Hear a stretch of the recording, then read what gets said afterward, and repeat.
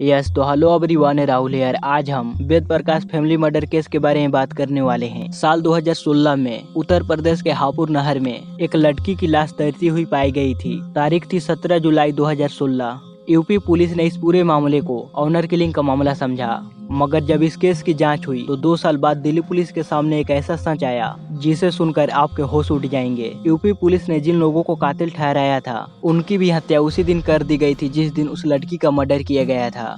इस केस के जांच के दौरान बहुत सी चौंकाने वाली सच्चाई सामने आई। उन सारी वाकया के बारे में मैं आपको इस वीडियो में आगे बताऊंगा। इस केस में 6 लीड कैरेक्टर हैं। वेद प्रकाश किरोड़ीवाल, उनकी पत्नी साधना, उनकी बेटी नैना, उनका बेटा शुभम, रितेश कटियाल और अभिषेक पाल।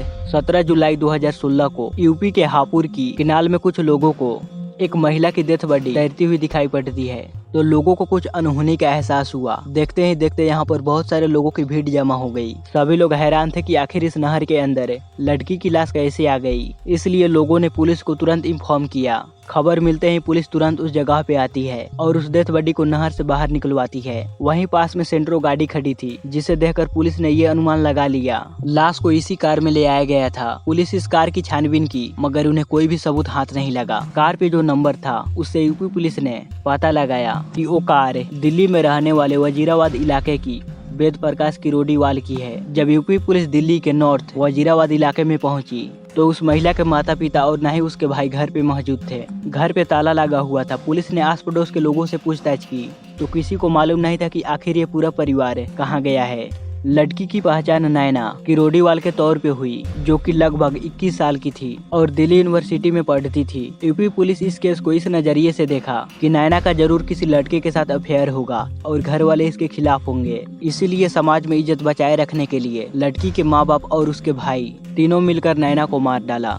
यूपी पुलिस इस केस में जो कुछ भी छानबीन की उसमें पुलिस के हाथ तो ज्यादा कुछ लगा नहीं, पूरा परिवार ही गायब था। जब यूपी पुलिस ने कोर्ट में चार्जशीट फाइल की तो इसे ऑनर किलिंग का मामला बताया। कोर्ट में कहा कि लड़की के घर वाले लड़की की हत्या करने के बाद फरार हो गए। पुलिस की सारी बातें सुनने के बाद और रिपोर्ट देखने के बाद कोर्ट ने नैना की फैमिली को भगोड़ा घोषित कर दिया। ऐसा लग रहा था कि ये केस पूरी तरह ऑनर किलिंग का था। इस केस को बंद कर दिया गया था। यूपी पुलिस इस केस को ऑनर किलिंग का मामला बताकर इस केस को बंद कर दिया। तो उस वक्त हत्यारों को खुशी का कोई ठिकाना नहीं था, क्योंकि 4 लोगों को मारने के बाद भी उन लोग खुशी से ऐश की जिंदगी जी रहे थे।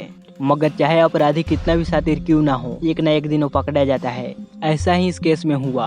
2 साल बाद दिल्ली की क्राइम ब्रांच ने नैना की केस को लेकर एक ऐसा सनसनीखेज और दिल दहला देने वाली दावा किया जिसने पूरे सिस्टम को हिलाकर रख दिया। दिल्ली के क्राइम ब्रांच ने ये दावा किया कि नैना के परिवार वाले कहीं भागे नहीं थे, बल्कि परिवार के चारों मेंबर को बहुत ही बेरहमी से हत्या कर दी गई है। दरअसल एक दिन दिल्ली पुलिस को इस केस से जुड़ा एक ऐसे राज के बारे में मालूम पड़ा जिसने इस केस के पूरे मामले को ही पलट कर रख दिया। इस दौरान पुलिस को जो बातें मालूम पड़ी वो बहुत ही चौंकाने वाली थी। हत्या के 2 साल बाद सिर्फ एक सुराग ने पूरी बाजी पलट कर रख दी और उस वजह से ही कातिलों का भंडा फूटा। अब आप लोग सोच रहे होंगे कि 2 साल बाद दिल्ली क्राइम पुलिस को ऐसा कौन सा राज मालूम पड़ा जिससे पुलिस कातिल तक पहुंच गई। गाइज, मैंने आप लोगों को इस केस की शुरुआत में 6 लीड कैरेक्टर के बारे में बताया था। अभिषेक और रितेश के अलावा इस केस में 2 नाम और सामने आए, मनोज बावला और सोनू। मनोज ही वो कड़ी बना जिस वजह से इस केस को रीओपन किया गया। हुआ कुछ ऐसा, जब पुलिस ने इस केस को बंद कर दिया तो अनजाने में मनोज बावला नाम के लड़के ने इस वाकये के बारे में किसी को बताया। उसने हंसते हुए बोला कि आज से 2 साल पहले मैंने 4 लोगों का मर्डर किया और आज तक क्राइम ब्रांच की पुलिस मुझे पकड़ नहीं पाई। अब ये बात कैसे तैसे कर दिल्ली क्राइम ब्रांच पुलिस तक जा पहुंची, जिसके बाद क्राइम ब्रांच ने अपनी तहकीकात फिर से शुरू की। अब ऐसा लगने लगा था कि वेद प्रकाश फैमिली मर्डर के कातिलों को पुलिस धर दबोचेगी, मगर गाइज इस केस में एक जबरदस्त ट्विस्ट आया जिसने इस केस को पूरी तरह घुमा कर रख दिया। जब इस केस की छानबीन करते हुए पुलिस मनोज बावला तक पहुंची, तब तक मनोज बावला की रोड एक्सीडेंट में मौत हो चुकी थी। पुलिस के हाथ फिर से खाली हो चुके थे, मगर पुलिस वालों ने हार नहीं मानी और अपनी जांच जारी रखी। फिर तहकीकात के दौरान पुलिस को मालूम पड़ा कि मनोज बावला की दोस्ती अभिषेक पाल से थी। पुलिस को अभिषेक के ऊपर शक हुआ और शक के बुनियाद पे पुलिस अभिषेक को गिरफ्तार कर ली। अब सवाल ये उठ रहा था कि आखिर किसी को इस परिवार से क्या दुश्मनी थी जो पूरे परिवार को ही नींद सुला दिया। आखिर हत्यारे की मकसद क्या था। नैना की डेथ बॉडी हापुड़ की नहर से मिली, तो बाकी लोगों की डेथ बॉडी कहाँ गई? ऐसे सवाल आपके दिमाग में जरूर आ रहे होंगे। तो इन सब का जवाब पाने के लिए पुलिस ने अभिषेक पाल से पूछताछ करनी शुरू की। पहले तो अभिषेक ने पुलिस को चकमा देने की कोशिश की, मगर जब पुलिस अपना रवैया सख्त किया तो अभिषेक पुलिस के सामने झुक गया, जिसके बाद वो ऐसे सनसनी कुछ खुलासे किए जिसे सुनकर पुलिस के भी होश उड़ गए। तो अभिषेक पाल ने पुलिस को क्या बताया, ये सब कुछ जानने के लिए हमें घटना से पहले वाले समय में जाना पड़ेगा। वजीराबाद के रहने वाले वेद प्रकाश किरोड़ी वाले एक फाइनेंसियर थे। उसके अलावा दिल्ली के मजनू टीला नाम के जगह पर उनका कपड़ों का बिजनेस भी था। उनके पास पैसों की कोई कमी नहीं थी, इसलिए उनकी जिंदगी में सब कुछ अच्छा चल रहा था। उनके परिवार में उनकी पत्नी साधना और बेटी नैना के अलावा उनका एक बेटा शिवम भी था। पूरी फैमिली हंसी खुशी से अपनी जिंदगी जी रही थी। तब एक दिन कुछ ऐसा हुआ जिस वजह से पूरे फैमिली वालों को मार दिया गया। वेद प्रकाश के दुकान पे रितेश कटियाल नाम का लड़का काम करता था। उसे ऐसा लग रहा था कि नौकरी कर कर मैं अपने परिवार की जरूरतों को पूरा नहीं कर पा रहा हूँ, इसलिए वो अपना खुद का बिजनेस शुरू करना चाहता था। मगर कोई भी काम को करने से पहले पैसे की जरूरत होती है, जो उसके पास नहीं था। वो इस बारे में वेद प्रकाश से बात की और अपनी मजबूरी बताते हुए कहा कि मेरे पास काम को शुरुआत करने के लिए पैसे नहीं हैं, जिस पर वेद प्रकाश उसकी मदद करने के लिए तैयार हो गए। इस तरह से रितेश कटियाल अगस्त 2015 में वेद प्रकाश किरोड़ीवाल से 9 लाख रुपयों का लोन ले लिया। जब रितेश ने लोन लिया था तो उस वक्त अभिषेक उसका गारंटर बना था। इसके अलावा रितेश ने वेद प्रकाश किरोड़ीवाल की दुकान किराए पे ले ली थी। तो वेद प्रकाश किरोड़ीवाल की मदद से रितेश ने अपना बिजनेस शुरू कर दिया। सब कुछ सही चल रहा था। शुरू में तो रितेश कटियाल वेद प्रकाश को लोन का किस्त समय पे दे दिया करता था, मगर अब उसका बिजनेस दिन प्रतिदिन खराब होते जा रहा था और उसका काफी ज्यादा नुकसान भी हो रहा था। लगातार घाटे की वजह से रितेश कटियार को लोन का किस्त देना और दुकान का किराया देना बहुत मुश्किल हो गया था। जब रितेश कटियार ने कर्जे का किस्त और दुकान का किराया देना बंद कर दिया तो पहले वेद प्रकाश किरोड़ीवाल ने उसे प्यार से कहा कि तुम समय पे लोन और किराए का पैसा दे दिया करो। मगर जब कुछ महीने गुजर गए तो रितेश कटियार ने न ही लोन के पैसे दे रहा था और न ही किराए का पैसे दे रहा था। अब इस बात को लेकर दोनों के बीच आए दिन बहस होने लगे। पैसों की वजह से दोनों के बीच बहुत ज्यादा करवाहट आ गई, लेकिन इसका कोई समाधान नहीं था क्योंकि रितेश कटियार का बिजनेस पूरी तरह से डूब चुका था। तो ऐसे में उसके पास वेद प्रकाश को देने के लिए पैसे नहीं थे। रोज रोज की चिक और बहस से रितेश कटियार काफी ज्यादा परेशान हो गया था। वो अब इन सब से छुटकारा पाना चाहता था। वेद प्रकाश रितेश कटियार के गारंटर अभिषेक पाल पे भी प्रेशर बनाने लगा था, जिससे अभिषेक पाल भी परेशान हो गया था। जब किसी तरह से बात बनती नहीं दिखी तब एक दिन दोनों ने ये फैसला किया कि हम इस प्रॉब्लम का बहुत अच्छा समाधान निकालेंगे। हमें कुछ ऐसा करना पड़ेगा जिस वजह से ये पूरा मामला यहीं खत्म हो जाए। मगर आपको यकीन नहीं होगा कि इन दोनों को शैतानी दिमाग में एक ऐसा घिनौना आइडिया आया जिसने इंसानियत को शर्मिंदा कर दिया।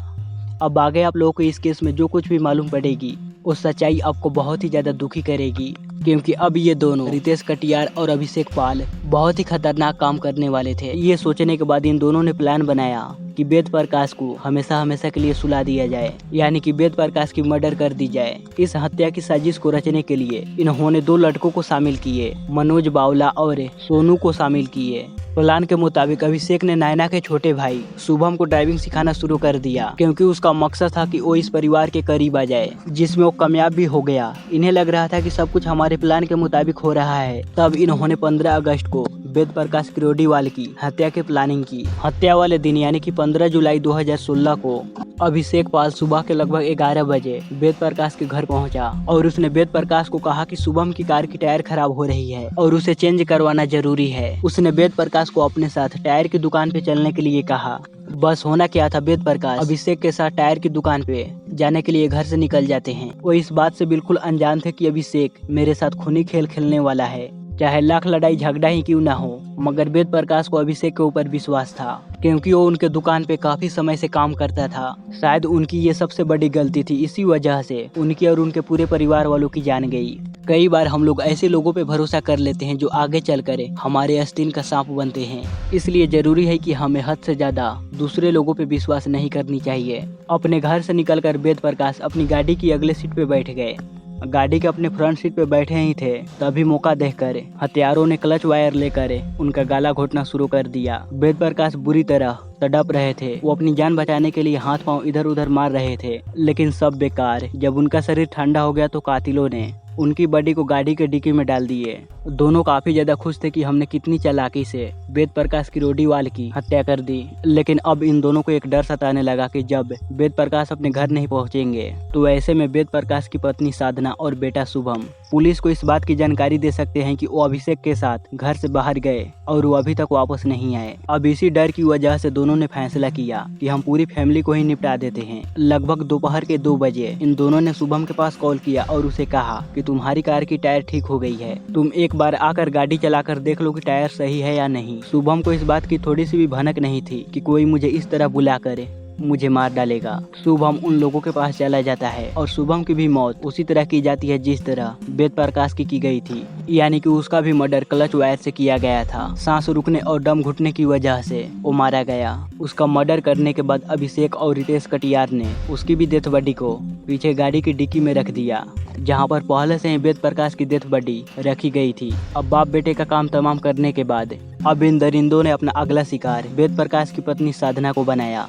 शाम हो गई थी। वो वेद प्रकाश के घर फिर से पहुंचे और वहां उनकी पत्नी साधना से झूठ बोला कि वेद प्रकाश की एक्सीडेंट हो गई है और वो हॉस्पिटल में हैं। अपनी पति की एक्सीडेंट के बारे में सुनकर साधना काफी ज्यादा परेशान हो गई और वो इन दोनों के साथ घर से निकल गई ताकि वो जल्द से जल्द अपने पति तक पहुंच सके। मगर बेचारी साधना को क्या मालूम था कि उसके पति और बेटे का मौत पहले ही कर दिया गया है और अब उनकी बारी है। साधना को भी मारने के लिए उसी क्लच वायर का इस्तेमाल किया जिस क्लच वायर से वेद प्रकाश और शुभम को मारे। अब सिर्फ नैना बची थी। दोनों आरोपी फिर से करीबन रात के 9 बजे के करीब वेद प्रकाश के घर जाते हैं और नैना को वही झूठी कहानी सुनाते हैं जो उनकी माँ साधना को सुनाई थी।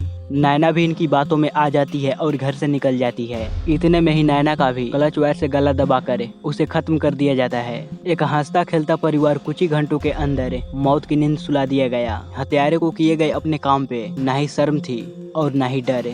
ऐसे लोग इंसान कहलाने के लायक नहीं होते। वो अपने किए गए काम पे शर्म तो तब करते जब उनके अंदर इंसानियत जिंदा होती। इन्होंने इस परिवार को पूरी तरह से खत्म करने के बाद उस गाड़ी को लेकर एक स्कूल में गए जो कि एक सुनसान था और वहाँ पे कोई आता जाता नहीं था। उन लोगों की डेथ बॉडी को वहीं फेंक कर वापस आ गए। 16 जुलाई की रात वो लोग फिर से उसी स्कूल में गए रात के वक्त और उन्होंने सभी लाशों को प्लास्टिक में लपटा और फिर से उसी गाड़ी में रख दिए। लेकिन इस बार गाड़ी वेद प्रकाश की रोडीवाल की थी। ये वही गाड़ी थी जो हापुड़ की नहर के पास मिली थी। ये लोग अपने काम बहुत ही चालाकी से कर रहे थे ताकि इस हत्याकांड के बारे में किसी को भनक तक न लगे। इसलिए इन्होंने परफ्यूम से भरी बोतल इनकी डेथ बॉडी के ऊपर छिड़क दी ताकि किसी के पास डेथ बॉडी की बदबू न जाए। अब सारा काम करने के बाद ये लोग उस गाड़ी को चलाकर हापुड़ की नहर तक पहुंच गए और वहां पे अपर गंगा कनाल में चारों लाशों को फेंक दिए। अगली सुबह कुछ लोगों ने नहर में एक महिला की लाश को देखा और पुलिस को बुलाए। बाकी 3 लोगों की डेथ बॉडी के बारे में आज तक किसी को कुछ मालूम नहीं चल पाया है। इस मर्डर के मेन लीड रितेश कटियार ने गुस्से और डिप्रेशन में आकर 2017 में खुदकुशी कर ली। सोनू की भी मौत हो गई थी और बावला भी एक्सीडेंट में मारा गया। इनकी किस्मत तो देखिए, 1 साल पहले इन लोगों ने 4 लोगों को निपटाया और वो खुद ही इस दुनिया से जा चुके हैं। दिल्ली के क्राइम ब्रांच पुलिस हत्या के मास्टरमाइंड अभिषेक पाल को गिरफ्तार कर अपनी आगे की इन्वेस्टिगेशन शुरू की, जिससे सारा मामला हम लोगों के सामने आया। फिलहाल ये केस कोर्ट में चल रही है। हमें ये उम्मीद है कि आरोपी को कड़ी से कड़ी सजा दी जाए। लेकिन यूपी पुलिस साल 2016 में इस केस को ऑनर किलिंग नहीं मानते तो अभिषेक पाल इतने टाइम से ऐश की जिंदगी नहीं गुजार पाता। लेकिन पुलिस के सामने ये केस कुछ इस तरह से आया कि तहकीकात के दौरान ये ऑनर किलिंग का मामला ही लगा। शायद हत्यारे ज्यादा चालाक थे, इसीलिए इन्होंने इस काम को अंजाम बहुत ही बेहतर तरीके से दिया। लेकिन वो कहा जाता है ना कि पाप का घड़ा एक न एक दिन जरूर भरता है और हर इंसान की कर्मों का फल उसे मिलता ही है। ठीक ऐसा ही इस केस में हुआ। गाइस, इस पूरी केस में आप लोगों की क्या राय है? आपको क्या लगता है कि यूपी पुलिस इस केस की सही से इन्वेस्टिगेशन क्यों नहीं की? आप लोगों के मुताबिक वेद प्रकाश ने रितेश कटियार को पैसे देकर गलती की और उन्हें रितेश कटियार और अभिषेक पाल पे पैसे लेने के लिए ज्यादा दबाव नहीं बनानी चाहिए थी। आप इस केस के बारे में जो कुछ भी सोचते हैं हमें कमेंट करके जरूर बताइएगा। सो गाइज, आपको ये वीडियो कैसा लगा प्लीज हमें लाइक और कमेंट कर जरूर बताइएगा। और इस चैनल पर पहली बार आए हैं तो इसे सब्सक्राइब भी कीजिएगा, क्योंकि मैं इसी तरह का रियल घटनाओं पे घटित वीडियोज आप लोगों के लिए लाता रहता हूँ।